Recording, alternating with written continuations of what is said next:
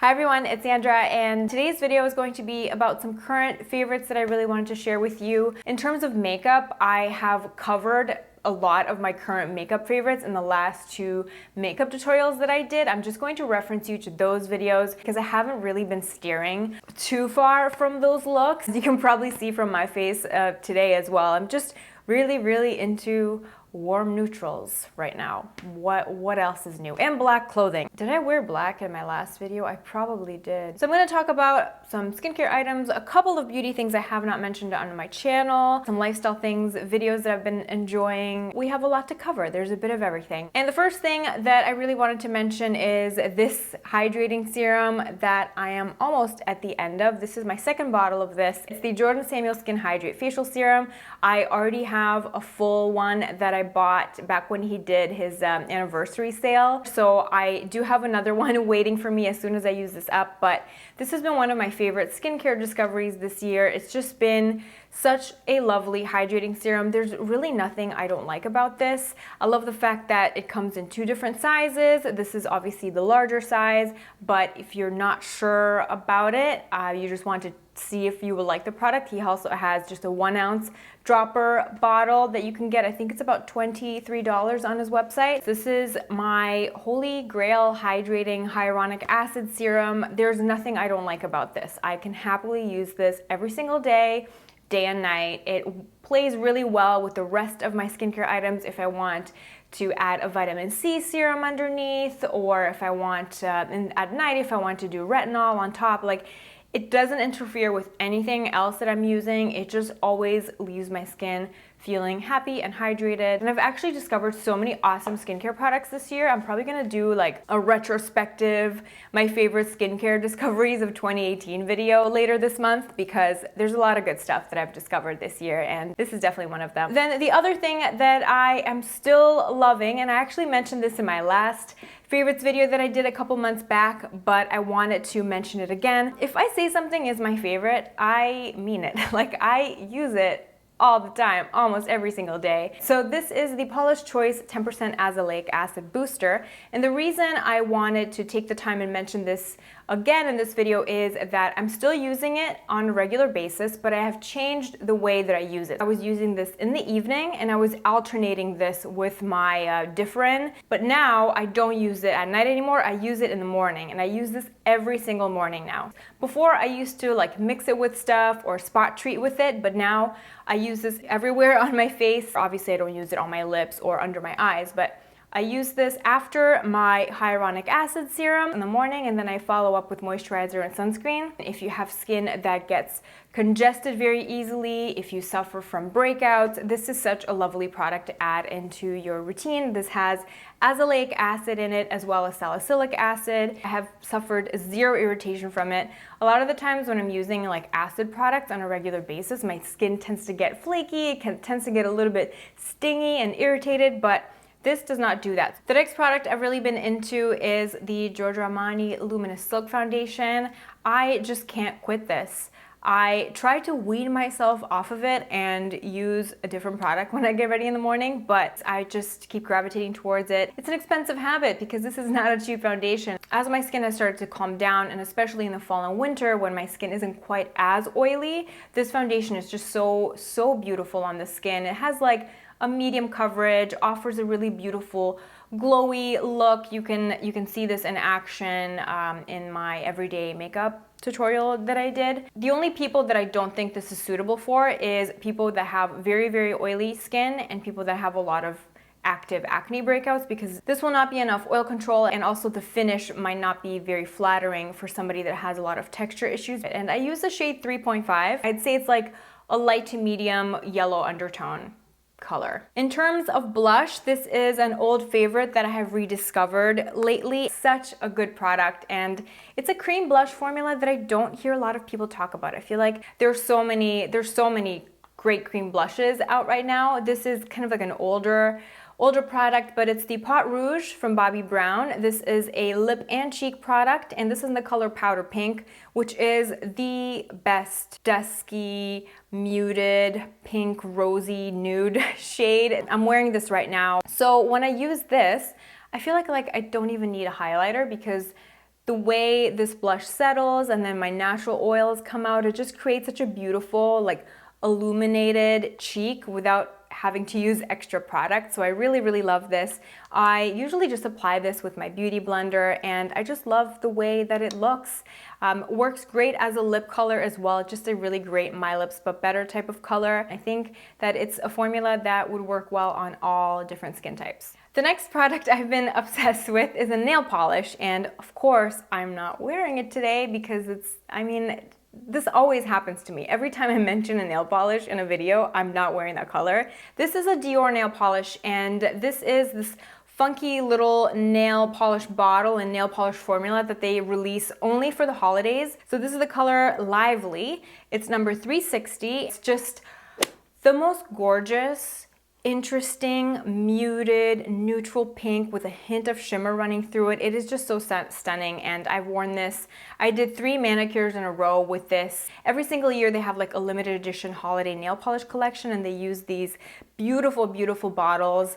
And I feel like the formula is different than the classic Dior nail polish formula because this lasts really, really well on the nails. I have never had good luck with like designer nail polish formulas. I think that the colors that they come up with are absolutely stunning, and they all chip after like 2 days on me. But yeah, I was really pleasantly surprised by this. This actually lasted 10 days on me. The next product I wanted to mention is not exactly a glamorous beauty product, but I have been really, really impressed with this, and I was very skeptical about it because I had seen this pop up in videos, I've seen it in magazines. I don't know, something came over me and I decided to buy it in November, and I love it. It actually really works. And it's the Colorwow Root Touch-Up Powder. This is what it looks like. At first I thought it was just like a glorified eyeshadow, which is why I never bothered to buy it, but I tried to do what this product does with eyeshadow and it did not work. So this is what I'm using to kind of just cover any grays that I have popping out, to just kind of tide me over until the next time I can go to the salon. If your hairstylist is on vacation and you can't get an appointment, if you just don't have the time, I don't know, you have some roots that drive you crazy and you just want to soften the look of them, this really, really works. I love it. I have the color light brown. It's just a really nice multi-dimensional color, and it comes with this 2-ended applicator. There's a very, very dense brush on one end and a longer, slightly less dense brush on the end. My roots are very dark, but I got the color light brown to just soften the darkness a little bit in between, like where my highlights start and my roots are starting to grow. Like, it's been about 3 months since I've had my hair done, and I'm trying to extend myself until January because I don't have time to get it done. So I just found that this really works. It just kind of takes the edge off the roots. I definitely prefer this to those root touch-up sprays. I feel like that those, you can feel them in the hair. They kind of like add a grit to the hair. This does not do anything weird. It does not interfere with the texture of my hair. It doesn't interfere with any styling products. Yeah, it's such a great thing when you buy into a cult beauty product and it doesn't disappoint. Then the last beauty item I wanted to cover in this video is fragrance, and a few of you have asked me on Instagram what my perfume of choice has been this month. This is it. This is actually the only perfume that I've worn this month, and one of my coworkers actually gave this to me last year, and it's Narciso Rodriguez for her. This is a perfume that only smells good on me in the winter. Like, the air has to be cold. It's a lovely white floral musky fragrance, and it just smells really good in the crisp cold winter air. If you're into like woodsy vanilla sweet things, you will not like this, but if you're into white florals, check this out. And a home fragrance product that I love, and I've mentioned this before because this is my favorite Christmas time candle, and thankfully Nest bring this out every single Christmas, and it's still the one I'm going to continue to buy.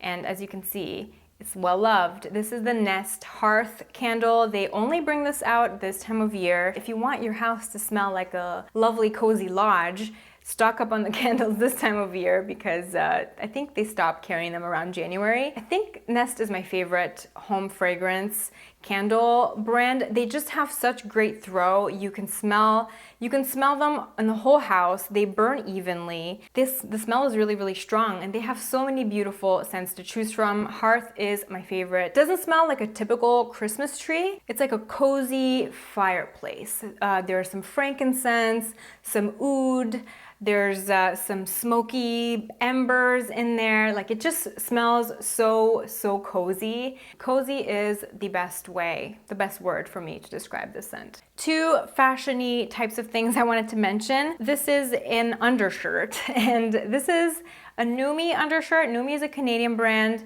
and my friend Dina actually told me about it. She ordered it first. She said that she really liked it, so I ordered it as well. Even though we're long distance besties, we still have to synchronize our purchases some way or another. This is an awesome undershirt if you are a sweaty person like me, and if you have a lot of fancier fabric tops, light cashmere sweaters, or if you have like white silk blouses and things like that, and you don't want to stain them with your sweat, or if you just don't want sweat showing through, if you have a very nerve-wracking event, if you have to give a presentation at work, or you want your shirt to be sweat stain free, this is an undershirt that you would wear underneath your shirts. And they have this special like sweat wicking fabric padding underneath at the armpits, and this will just kind of like absorb any excess stress sweat that happens. This is the almond color, but they do have a few different options. The fabric is super, super soft. It kind of feels like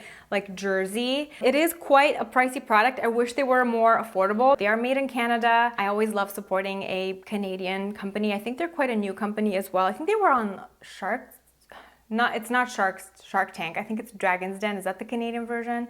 I always get the two confused, but they were on one of those like entrepreneurial shows as well. They don't have tags on them or anything, so you can wear it like this to have just more of a generic crew neck, or you can wear it with the other side if you want a deeper scoop neck. Next fashion item, remember these? This is my third fall-winter season with these boots, and it's very hard to get these off my feet, especially on the weekend. I just wear these over and over and over again. These are the Acne Studios Jensen boots. They're just so, so comfortable. And they're true to size. I have a slightly wider foot, and these are the size 37 on the shoes, and I always wear them with socks. They've never given me any discomfort, although I do know some people said that it gave them blisters at the beginning, like they take a little bit to break in, but I have not had any negative issues with these boots. And the cool thing about these is that over time, as you wear them, as you can see here, they kind of mold to the shape of your foot, which just makes them even more comfortable. And I just wanted to give them a shout out because I've been wearing them so much recently. And if you have been on the fence, I know this is quite an investment purchase. It's a designer brand. It's one of their most best-selling boot styles, so they don't really go on sale in the classic black leather version. Sometimes if you want like a suede or if you want a funkier color, those go on sale.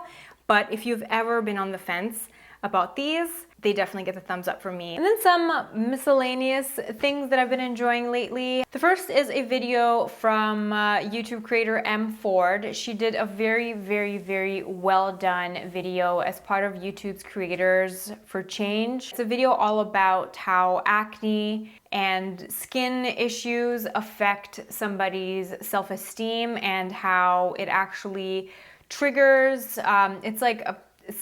triggers a response in the brain similar to PTSD. It was a very, very moving video. I watched it several times. So if you have not watched that yet, I highly recommend you check that out. It's just, there's so many things that I could go on tangents about, but I feel like the general message of that video not only can be applied to people suffering from acne, any physical facial scarring or anything like that, but it can also be applied to the beauty industry's response to aging and the pressures of anti-aging being put on women and the ageism in the beauty industry, and it's just, there's a lot of conversations that need to be had. And then another video that I enjoyed is a hair tutorial. I recreated it quite a few times in the last month. I actually recreated it and I wore the hairstyle in the last makeup tutorial that I did as well. It's a hair tutorial that Atkin did on Rosie, Huntington, Whiteley. It's a really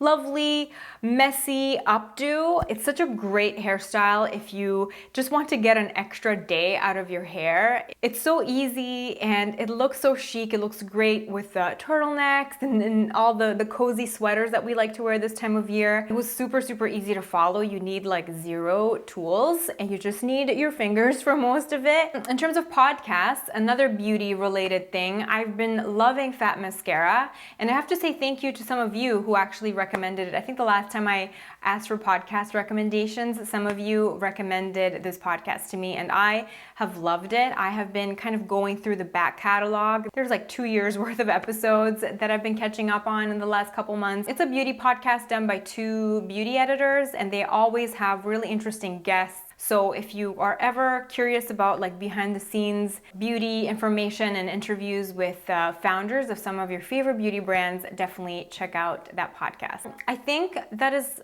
it for now. Don't put too much pressure on yourself this holiday season. I know that social media, and especially with Vlogmas, like there's this pressure to have the perfect holiday season and make sure you have the perfect table arrangement and make sure everything has to be filled with glitz and glam, and you see everyone you know, doing Vlogmas and doing all these fun Christmas activities, and sometimes, you know, life isn't perfect and life is full of events that sometimes aren't glitzy and glamorous and jolly. And as somebody that has experienced quite unpleasant and quite sad things during the holiday season, I'm always very, very conflicted with the pressures that we kind of put on ourselves to have like this perfect holiday season. And I feel like social media kind of exacerbates that. So I'm just here to remind you that, you know what, if you don't feel like decorating your house like elf, then that is completely fine. If your Christmas tree isn't color coordinated this year,